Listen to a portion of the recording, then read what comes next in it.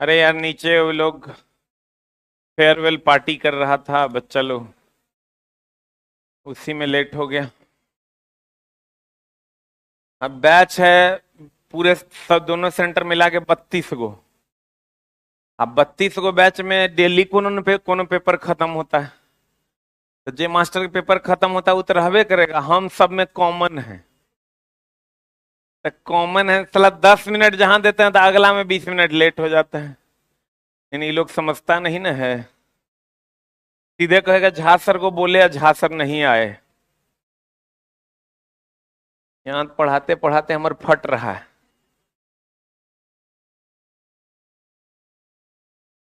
क्या चल रहा है इसमें? केमिस्ट्री।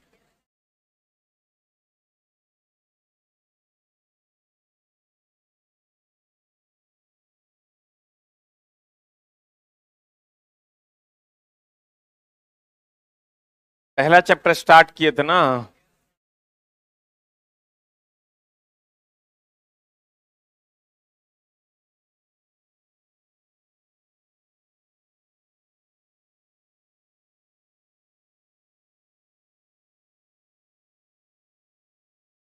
ठोस द्रव गैस हो गया था। आज हम लोग भौतिक और रासायनिक परिवर्तन के एग्जाम्पल के बारे में बात करेंगे, यही ना। हम बोले थे मिल जाए वो भौतिकी, ना मिले वो रसायन। मिल जाए वो भौतिकी, ना मिले वो रासायनिक, सही है ना।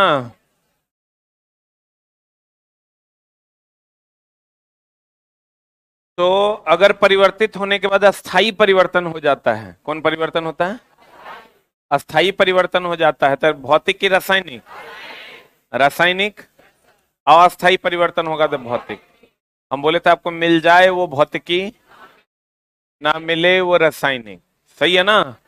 मिल जाए वो भौतिकी, ना मिले वो रासायनिक, सही है। बोलन रे। तो मिल जाए मतलब फिर से परिवर्तित होने के बाद मिल जाए तो हो गया भौतिकी।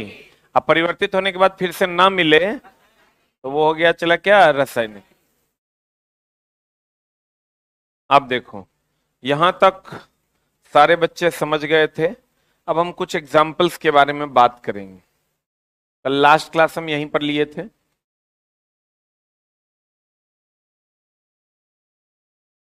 गौर फरमाइएगा। कुछ एग्जाम्पल तो बहुत आसानी से आपको समझ में आ जाएगा।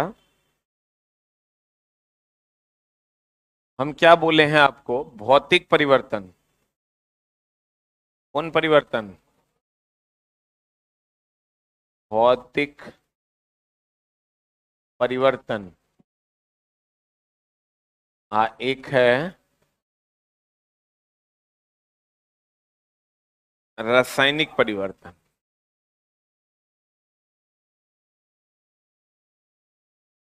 भौतिक परिवर्तन का मतलब हम बोले थे आपको मिल जाए। क्या हो? मिल जाए वो भौतिकी, और ना मिले वो रासायनिक। यही बात हम आपको बोले थे, याद है? मिल जाए वो भौतिकी, ना मिले वो रासायनिक, सही है। तो मिल जाए यानी ये अस्थाई परिवर्तन है, कल हमने सीखा था। और ये क्या है, चला अस्थाई परिवर्तन। एक क्वेश्चन चला तू न तो तौर पड़ोसिया के सेट में रहेगा, इसको एकदम ध्यान में रख लो। Physical change and chemical change. अब मामला क्या है कि मिल जाए वो भौतिकी, ना मिले वो रासायनिक। अब यहां अगर हम एग्जाम्पल्स पे आते हैं तो देखिए, कुछ एग्जाम्पल जो आपको नहीं समझ में आएगा, बाकी सब आ जाएगा। जैसे पानी से बर्फ का बनना, ये भौतिक है कि रासायनिक है? कहे भौतिक है। पानी से बर्फ बनेगा, बर्फ से फिर पानी बनेगा, तो ये भौतिक परिवर्तन है, क्योंकि मिल जाएगा फिर से। पानी बर्फ बन जाएगा तो बर्फ फिर पिघल के पानी बन जाएगा, तो भौतिक परिवर्तन मतलब मिल जाए कि ना मिले? मिल जाए।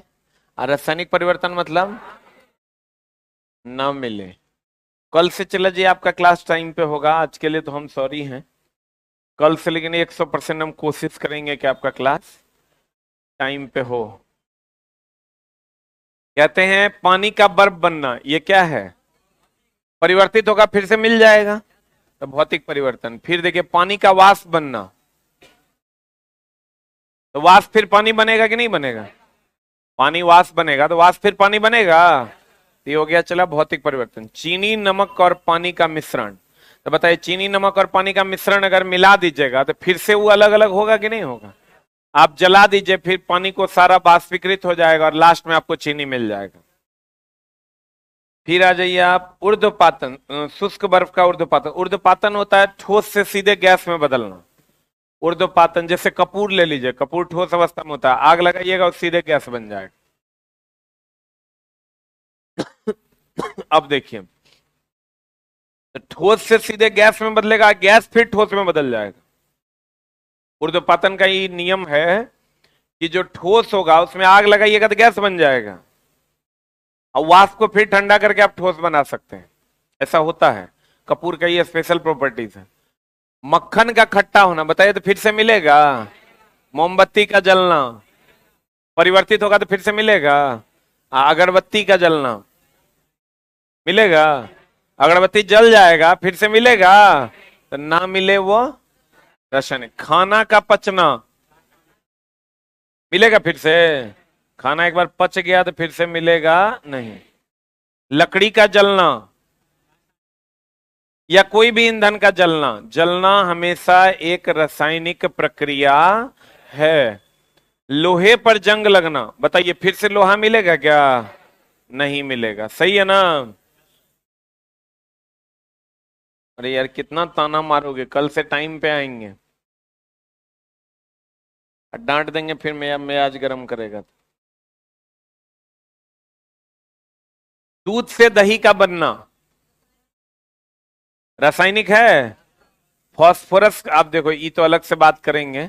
कपूर का लेकिन चला जलना, कपूर एक स्पेशल केस है, क्योंकि कपूर सीधे वाष्प में बदलता है। वाष्प फिर अगर आप वाष्प को एक क्लोज एनवायरनमेंट में लेकर ठंडा की जगह फिर से आप ठोस के कुछ खंड आपको मिल जाएंगे, इसलिए कहा जाता है कपूर का जलना एक भौतिक परिवर्तन है। रेत का पानी में घुलना, बताओ रेत पानी में घुल जाएगा तो फिर उन दोनों को हम अलग कर सकते हैं कि नहीं कर सकते? अम्लीकृत जल का विद्युत अपघटन, मतलब जल में करंट दीजिए, करंट देने के बाद वो आपस में टूट जाएगा, करंट हटा लीजिएगा फिर आपस में जुट जाएगा। फिर कहता है लोहे का चुंबकीयकरण, लोहा चुंबक बन जाएगा, अब फिर ओकरा हटा लीजिएगा तो वो अचुंबक बन जाएगा। जैसे अगर मान लीजिए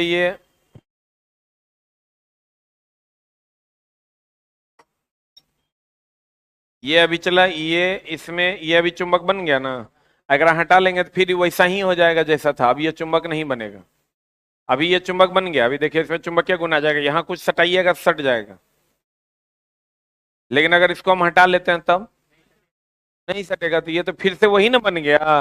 तो क्या होगा बता, भौतिक की रासायनिक? भौतिक ना। आप देखो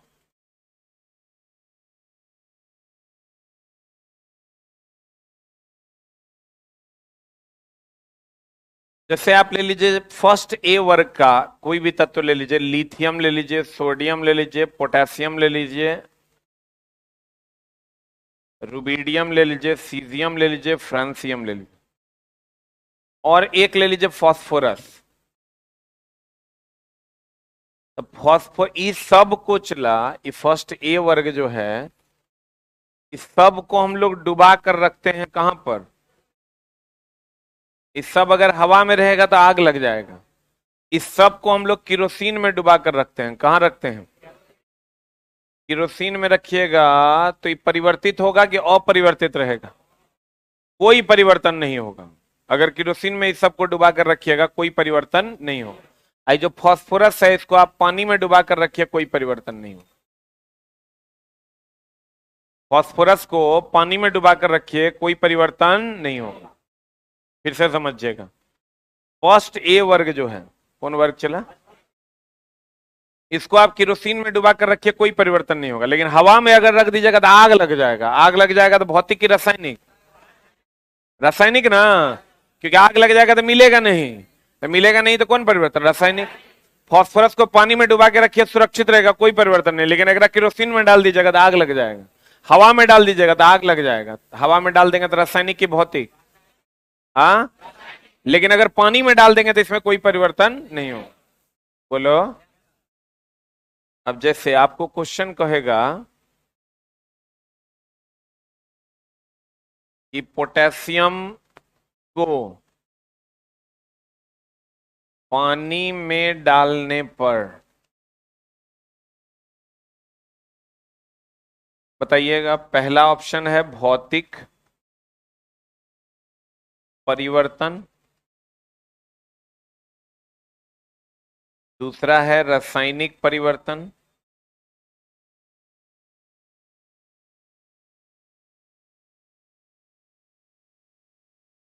तीसरा है नो चेंज। अब कितने लोग किसके किसके फेवर में हैं बताइए,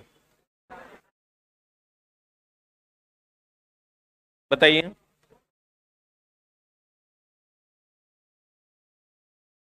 कल से आपका क्लास 4:15 से स्टार्ट हो जाएगा। आज के लिए एकदम हम सॉरी हैं। बोलिए, आंसर कमेंट्स कीजिए, क्या होगा आंसर। पोटेशियम को पानी में रखेंगे तो एक की दो की तीन। जैसे पोटेशियम को आप केरोसिन में रखिएगा सुरक्षित रहेगा, बाकी कहीं रखिएगा तो ये सुरक्षित नहीं रहेगा, और सुरक्षित नहीं रहेगा तो इसमें आग लग जाएगा। आग लग जाएगा तो कौन परिवर्तन होगा, रासायनिक। दो is the right answer. 3 number की 2 नंबर समझ में आया। तो एक लाइन कहीं पर लिखिएगा, फर्स्ट ए, फर्स्ट ए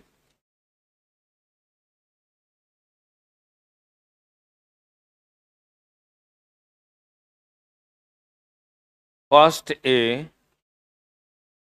लिखेगा एक line, first A, first A यहां लिखा हुआ है। फर्स्ट ए ब्रैकेट में लिखेगा lithium, sodium, potassium, rubidium, caesium और फ्रांसियम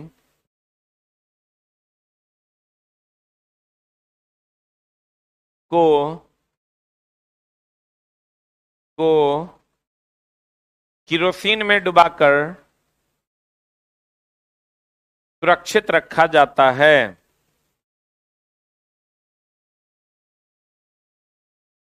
ऑनलाइन वालों, इस चैप्टर का पीडीएफ आपको मिल गया है, आप देख लीजिए पीडीएफ वाले सेक्शन में, और परसों से किताब मिलने लगेगी। क्या लिखे, फर्स्ट है लिथियम, सोडियम, पोटेशियम, रुबिडियम को कहाँ डुबा कर रखते हैं, केरोसिन में डुबा कर रखा जाता है, जिससे वह अभिक्रिया नहीं करता है, जिससे वह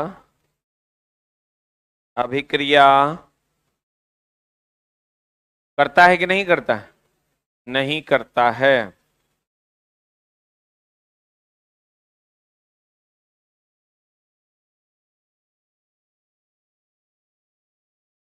हो गया। नेक्स्ट पॉइंट, फास्फोरस को पानी में डुबा कर रखा जाता है, फास्फोरस को पानी में डुबा कर रखा जाता है,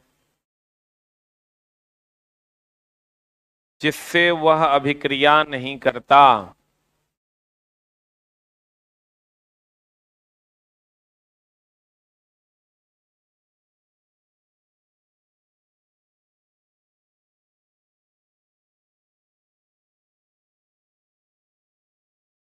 फास्फोरस को पानी में डुबा कर रखा जाता है, जिससे वह अभिक्रिया नहीं करता। लेकिन बताइए, अगर फास्फोरस को आप पानी में केरोसिन में डाल दीजिएगा तो अभिक्रिया करेगा कि नहीं करेगा। करेगा मतलब ये भौतिक की रासायनिक, रासायनिक का ई फर्स्ट ए के को अगर पानी में रख दीजिएगा तब भी अभिक्रिया करेगा। बोलो रे, पता है, गौर फरमाइएगा। यहां देखो, फास्फोरस को केरोसिन तेल में डालना, देखो फास्फोरस को कहां डालना, फास्फोरस को डाल रहे हैं कहां, केरोसिन में, अभिक्रिया करेगा कि नहीं करेगा, भौतिक की रासायनिक, रासायनिक। कहते हैं फास्फोरस को केरोसिन तेल में डालना, सोडियम को पानी में डालना। बताइए, सोडियम को केरोसिन में डालेंगे सुरक्षित रहेगा, लेकिन पानी में डालेंगे तो आग लग जाएगा, तो भौतिक की रासायनिक। तो कह रहा है सोडियम को पानी में डालना, प्लेटिनम तार का जलना, जलना तो चला रासायनिक है। किण्वन का मतलब लिखो सड़ना, किण्वन का मतलब लिखिएगा सड़ना।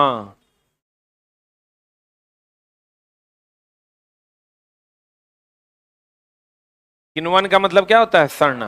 अब बताइए, सड़ना भौतिक है कि रासायनिक है? क्या है? रासायनिक परिवर्तन है। अब आ जाइए, चला जी, लोहे पर जंग लगना। ये लोहा पर जंग लगता है। आप एक एनसीईआरटी में एक क्वेश्चन मिलेगा, लोहे की सबसे बड़ी समस्या क्या है? जंग लगना। हमको ही बताइए चला जी। द नेक्स्ट टॉपिक इज लोहे पर जंग लगना। लोहे पर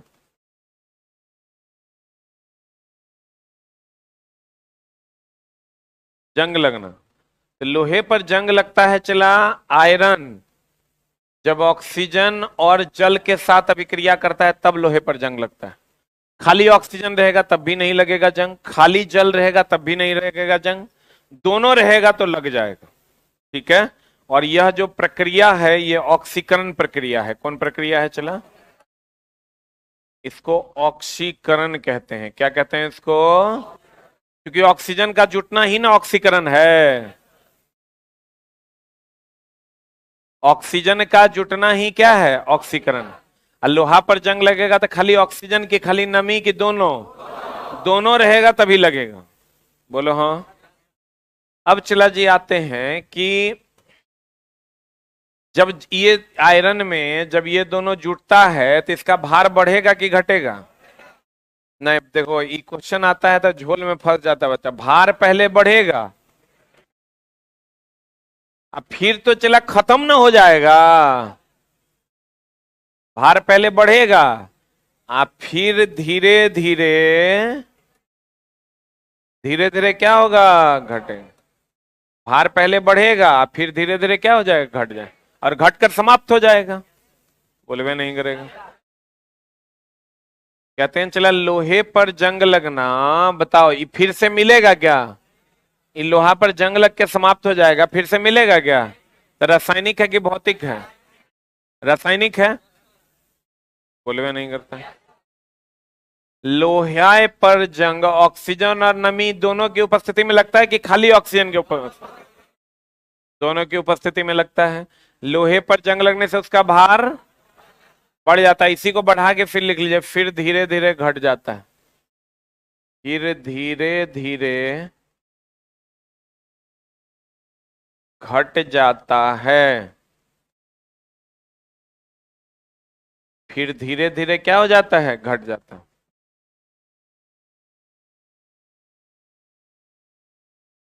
माचिस पर भी फास्फोरस लगा होता है। एक बच्चे का सवाल है कि माचिस पर भी फास्फोरस लगा हुआ होता है तो वो क्या होगा? उस पर अलग से चर्चा करेंगे। फास्फोरस दो प्रकार का होता है, एक लाल और पीला, तब बात करेंगे। लोहे पर जंग लगने से उसका भार क्या होगा? बढ़ जाएगा। अगर नॉर्मली तुमको क्वेश्चन रहे लोहे पर जंग लगने से उसका भार बढ़ जाएगा, घट जाएगा, अपरिवर्तित रहेगा, इनमें से कोई नहीं, तो आंसर मारना बढ़ जाएगा।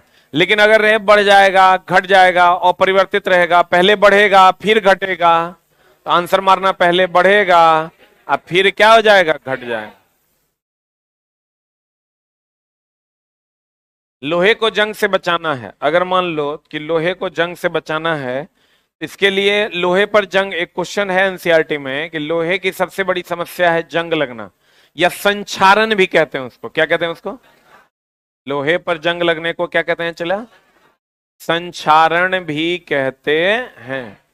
अब मेरे दोस्त, लोहे पर की सबसे बड़ी समस्या है जंग लगना, संक्षारित होना, नष्ट होना। इसको बचाने के लिए हम लोग क्या कहते हैं? देखिएगा, नया नया रड जब हम लोग खरीद के लाते हैं उसके ऊपर देखिएगा आप जिंक का लेपन किया हुआ रहता है।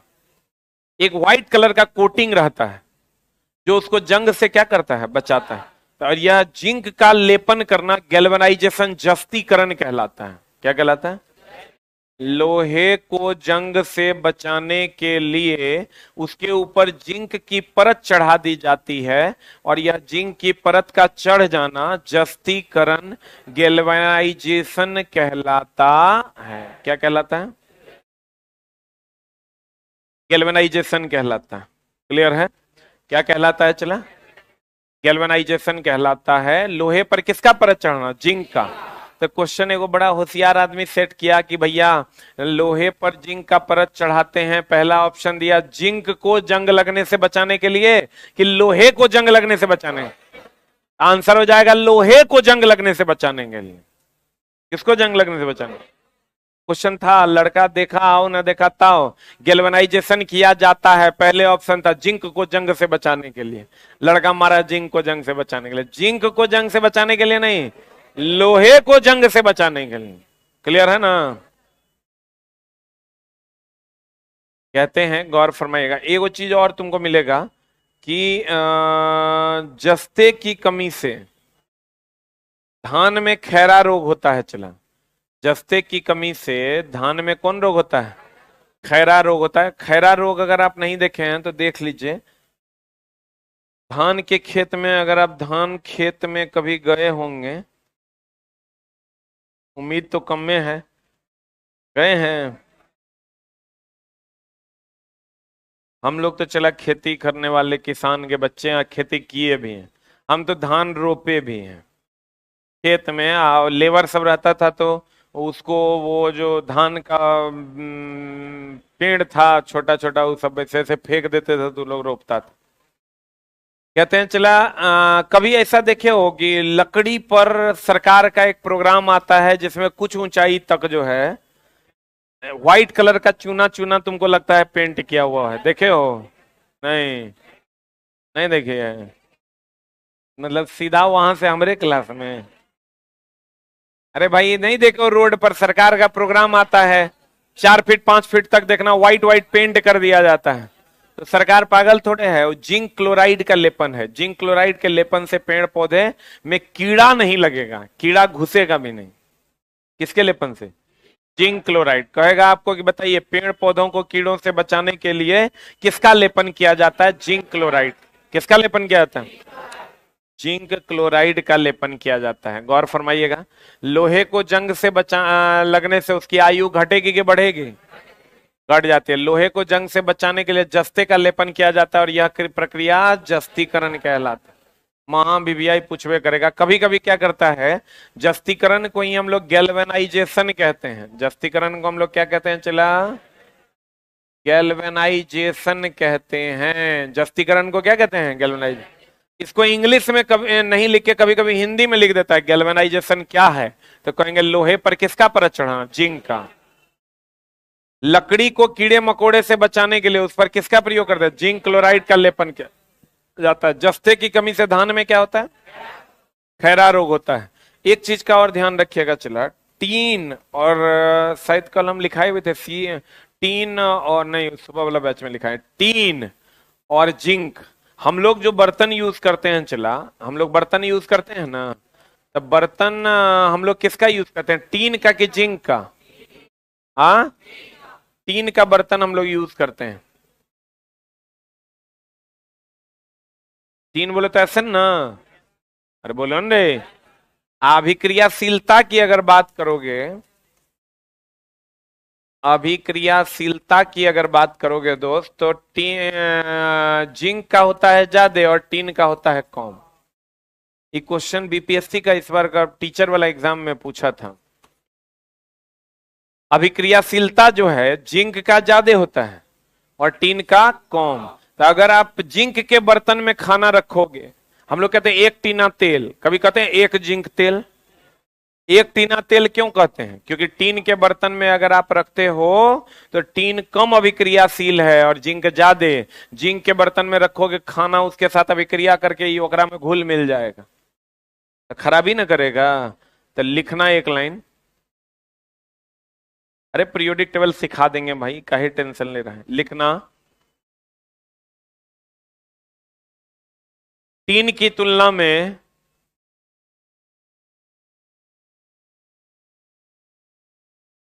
जिंक अधिक अभिक्रियाशील है।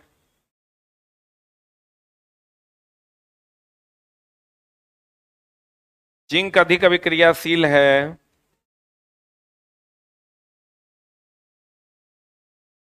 टीन की तुलना में जिंक अधिक अभिक्रियाशील है,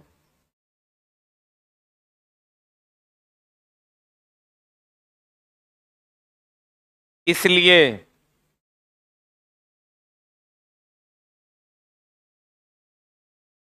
बर्तन टीन के बनाए जाते हैं। खाने वाले बर्तन, खाने वाले सामान का बर्तन खाने वाले सामान का बर्तन, खाने वाले सामान का बर्तन किसका बना होता है? टीन का बना होता है। खाने वाले सामान का बर्तन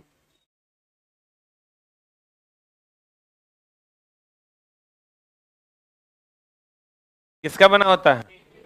टीन का बना होता है। किसका बना होता है चला? खाने वाला जो बर्तन होता है वो हमेशा टीन का बना होता है, क्योंकि टीन कम अभिक्रियाशील है कि ज्यादा अभिक्रियाशील? कम अभिक्रियाशील है। जिंक की कमी से धान में कौन रोग होता है? खैरा रोग होता है।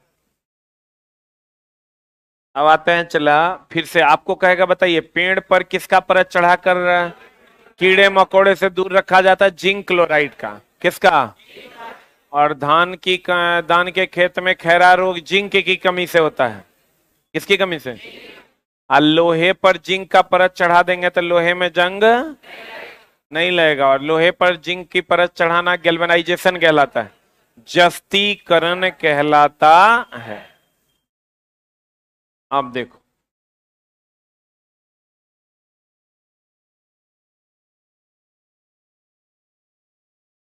पदार्थ जो है चला, ये 3 प्रकार का होता है। पदार्थ जो है ये 3 प्रकार का होता है। एक होता है तत्व, शुद्ध पदार्थ। एक होता है तत्व, या यूं कहें कि एक होता है शुद्ध पदार्थ, शुद्ध पदार्थ, और एक होता है चला अशुद्ध पदार्थ।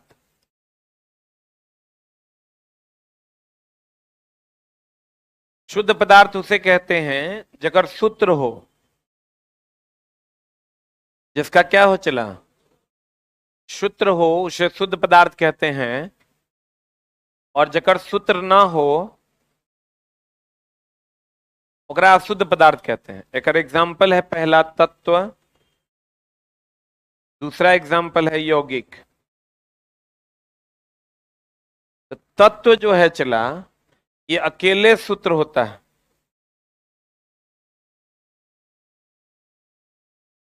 तो तत्व, किसी के साथ सूत्र होता है तो यौगिक, किसी के साथ सूत्र होगा तो यौगिक। अब मिश्रण की अगर हम बात करें, इसका सूत्र नहीं होता।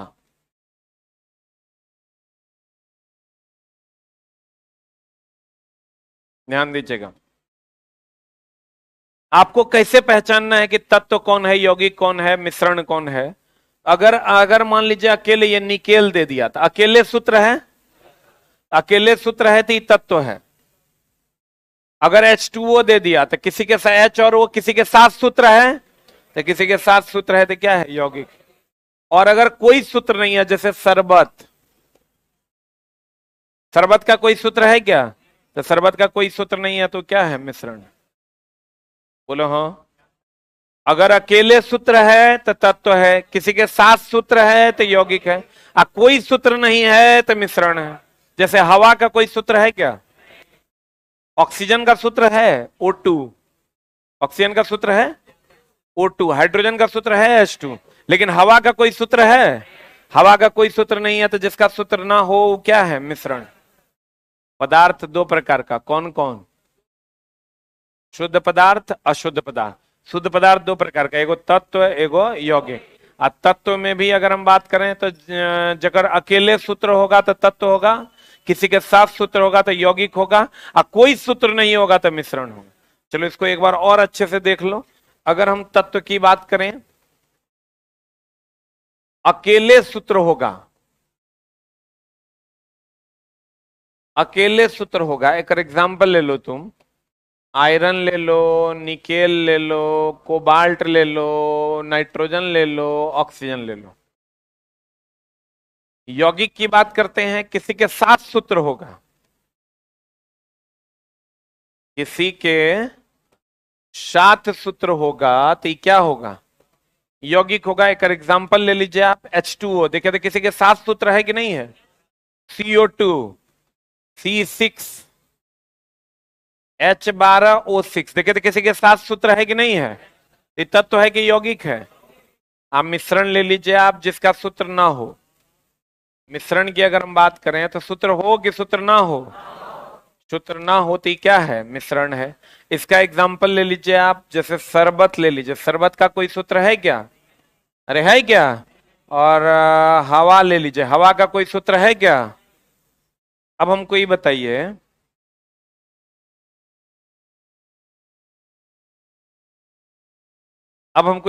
चला जी, कि आपको क्वेश्चन दे देगा कि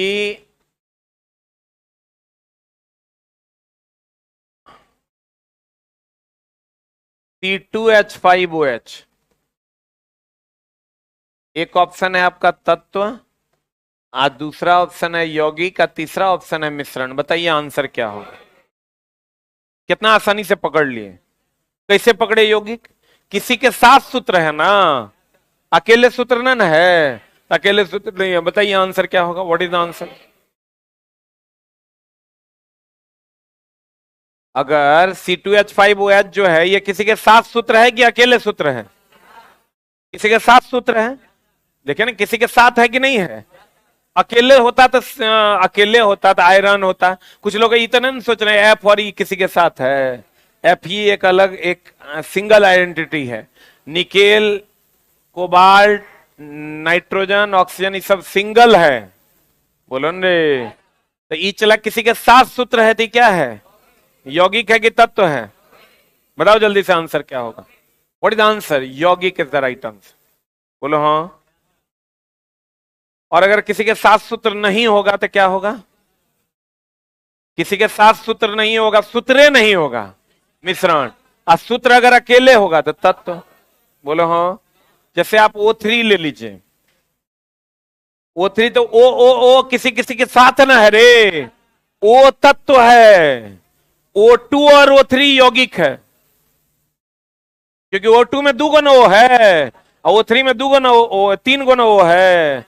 N तत्व है, N2 यौगिक है। O तत्व है, O2 यौगिक है। बोलो। Cl तत्व है, Cl2 यौगिक है। किसी के साथ हो गया ना, या खुद के साथ हो गया ना दूगो, तो क्या हो जाएगा? यौगिक हो जाएगा। क्या हो जाएगा? यौगिक हो जाएगा। क्लियर है? छोटे जोर से बोलो। हाँ, आजकल का नौजवान को क्या हो गया है समझ में नहीं आता। में मिया रहा है।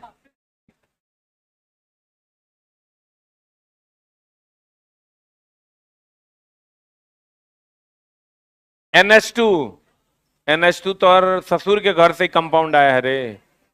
ये NH2 कौन कंपाउंड है रे? छोटा कुछो बना देना है वो। मतलब तुरा की लगता है सबसे आसान पढ़ने है? ये NH2 कौन कंपाउंड है रे? ये नया है, अगर ससुर घर से पैदा हुआ। NH3, NH3 हो जाएगा तो बताओ तू ही क्या होगा? यौगिक है।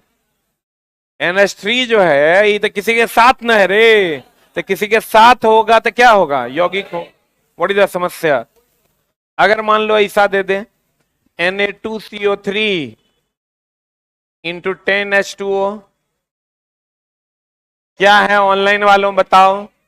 एक ऑप्शन है तत्व है। पढ़ना, एडमिशन लेना बहुत आसान है, चला वो तो बाप के पैसे से होता है। पढ़ना बहुत मुश्किल है, क्योंकि उसमें खुद का फटता है।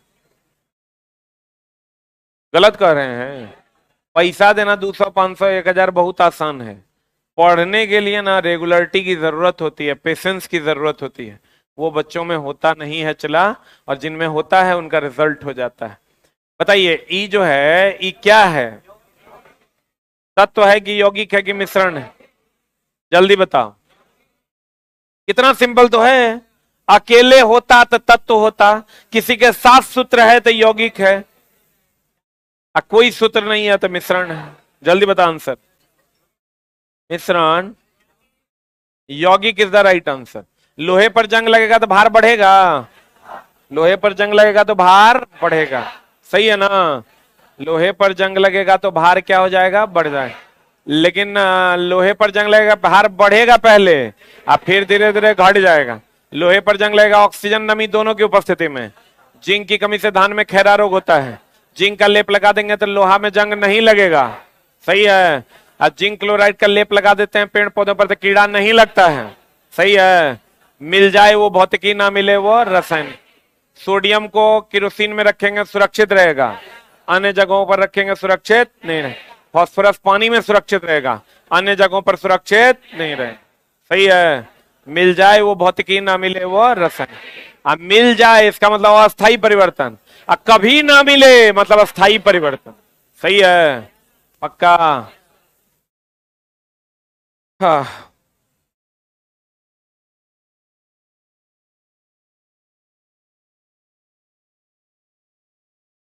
जो लोग बीएसएससी वाले हैं उनका क्लास का शेड्यूल हम फिर से बता देते हैं। मेरा क्लास 4 से 5 है, कल से 4:15 तक हम आ जाएंगे, लेकिन मेरी कोई गारंटी नहीं है, मेरी क्लास लेट से ही स्टार्ट होगी। 4 से 5 साइंस है आपका, मेरा क्लास है। 5 से 6 में क्या है रे, मैथ है। 6 से 7 में आपका ज्योग्राफी है, और 7 से 8 में आपका रीजनिंग है। ये रूटीन लिख लीजिए। अभी इस क्लास के तुरंत बाद 4 से 5 अभी हो गया, 5 से 6 अभी 5-10 मिनट बाद लाइव हो जाएगा मैथ का क्लास। हाँ,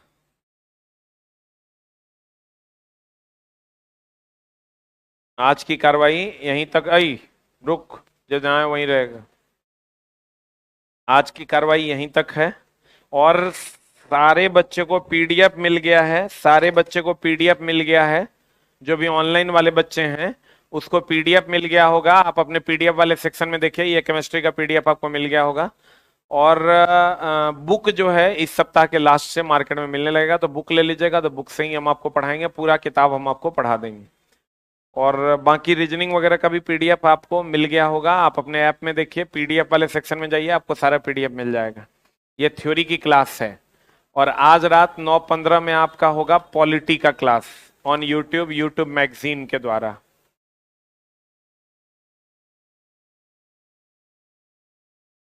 अब बाकी पेपर जो बचा हुआ है वो धीरे धीरे लगेगा।